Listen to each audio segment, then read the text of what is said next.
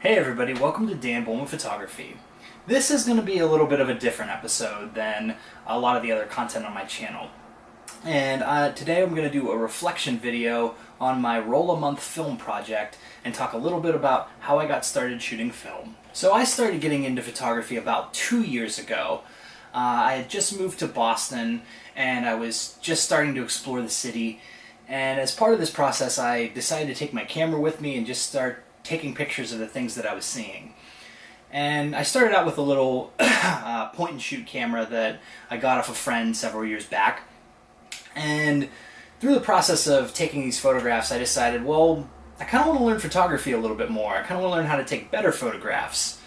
And so I started doing research online. I started looking at, street photography blogs and other websites about photography, and just started learning a little bit more about composition and all these things, and I really developed a passion for photography.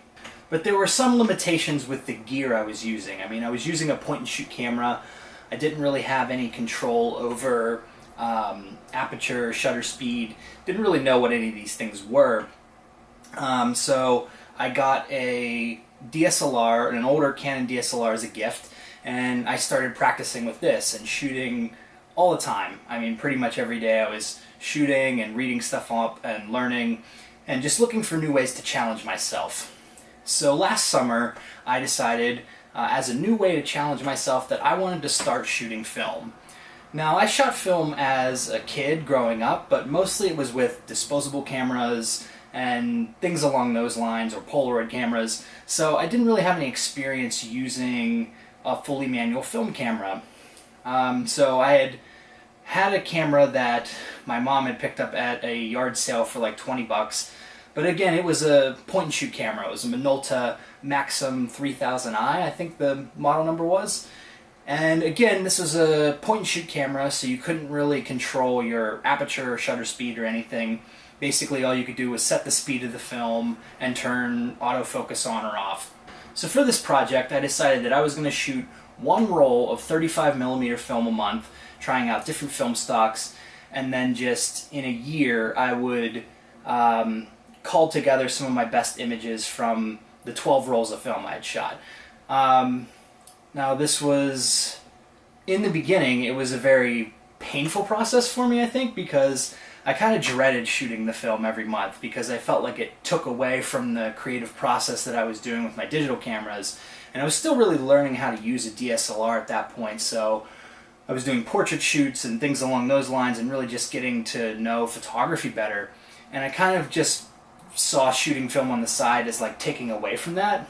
So everything sort of changed for me once I got a hold of a manual film camera. Now I talked to my dad about my experience shooting with a point and shoot film camera, and he told me that he had an old Canon FTB camera lying around that he wasn't using anymore, and he said that I could have it and shoot film with it, and that it was better that it got put to use than continuing to sit in a drawer. So I started shooting with that in the fall, and I really was a little bit nervous about it at first because I had never really gone into full manual controls. Like with my digital cameras, I'd never used manual focus. I only shot in aperture priority mode, where you pick the aperture and the camera sets the shutter speed based on the lighting conditions. So I'd never really dove into fully manual controls. So I was a little bit nervous about being able to take better photos or good enough photos with that. But it really forced me to learn a lot more about photography and take more time on composing my images, making sure they're in focus, making sure my settings are right for the particular lighting conditions. And overall, this has made me a better photographer when I'm shooting digital as well. So this really sparked a journey for me that I'd never really expected. This started out as a side project, and it's grown to be me shooting film as at least half or a majority of my workflow at one point. Now I've started to scale back a little bit, and I'm shooting a lot more digital now, just because I love the results that I get out of my Sony camera. Now obviously, I've started this whole YouTube channel dedicated to mostly film photography. I do talk about digital stuff on occasion, but it's mostly film. and I've shot way more than just a roll of 35mm film a month. That was another thing that I didn't really anticipate with this project, is that I would really fall in love with film photography. But I did, and that's brought me where I am today. And now I'm not only shooting 35mm film, I'm shooting instant film, I'm shooting medium format film, and I've got this channel. So it's something that's grown into something way bigger than I initially imagined when I started the project. So if any of you out there are like considering trying shooting film, I say go for it, because you can get 35mm film cameras really cheap, really good ones too, and I think it's totally worth it to give it a shot if you've never shot film before. Even if it's something that you just do on the side, or you do it occasionally, or you just try it out once and you decide you don't like it, I think it's worth checking it out. Now, I'd been thinking about shooting film for a number of years, and I'd never took the leap to really do it, and you know, now that I have, there's no turning back for me. I just can't see myself moving forward without at least shooting film a little bit. So I could ramble on for a long time about how much I love film and how much this project has really opened up my world to a new side of photography that I'd never explored before, and how it's made me a better photographer. But I think I'll just wrap it up here, and I want to show you the best image from each month, or my favorite image from each month that I shot. Now, obviously, like I said, I shot more than a roll a month in a lot of the later months, but I decided just to pick one roll and go with one image from each month. Now, there is a caveat.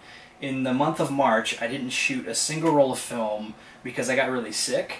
And when I was looking back through my images, I found out I actually shot a roll of film on the last day of February and the first day of April.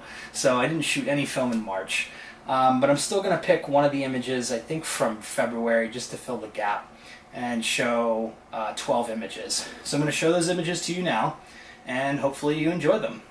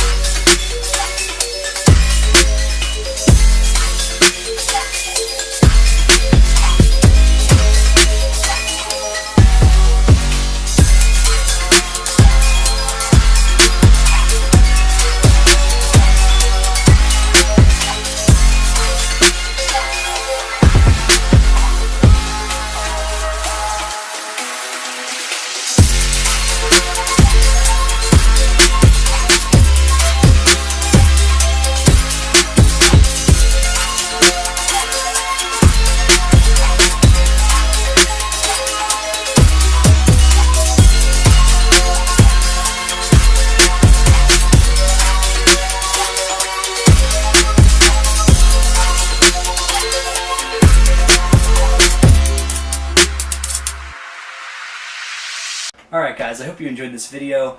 I hope it gives you a little bit more of context and background as to how I got started shooting film and why I started this channel, and gives you a little bit of context about me moving forward as I continue to make videos. As always, if you like these videos, please subscribe, and I'll keep putting out great photography content for you guys to enjoy. Alright, have a great night guys. Peace.